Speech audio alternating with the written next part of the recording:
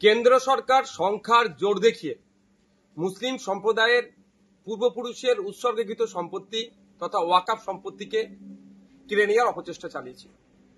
যখন পার্লামেন্টের উভয় কক্ষে পাশ হয়েছিল এই বিল আইনে পরিণত করার জন্য, তারপরে পরেই সারা রাজ্য জুড়ে সারা দেশ জুড়ে প্রতিবাদ সংঘটিত হয়েছে এবং এইটা সুপ্রিম কোর্টেও চ্যালেঞ্জ হয়েছে। বেশ কিছুদিন ধরে সুপ্রিম কোর্টে মামলা চলে। একাধিক পক্ষের শুনানি হওয়ার পরে আজকে চিফ জাস্টিসের বেঞ্চ একটা অন্তর্বর্তী রায় দিয়েছে। এই রায়ে কিছুটা স্বস্তি মিললেও সম্পূর্ণরূপে এটা সুরাহা এখনো হয়নি। আমি আশা করব চূড়ান্ত রায় যখন আসবে, ওয়াকফ সংশোধনী আইন যেগুলো সংখ্যালঘু সম্প্রদায়ের মানুষের বিপক্ষে যায়নি, শুধু সংবিধানের একাধিক আর্টিকেলে আঘাত দিয়েছে, সেটা আশা করব চূড়ান্ত রায়ে সেটা পাবো আমরা। এই ইনসাফের লড়াই চলবে, আইনি লড়াই চলবে।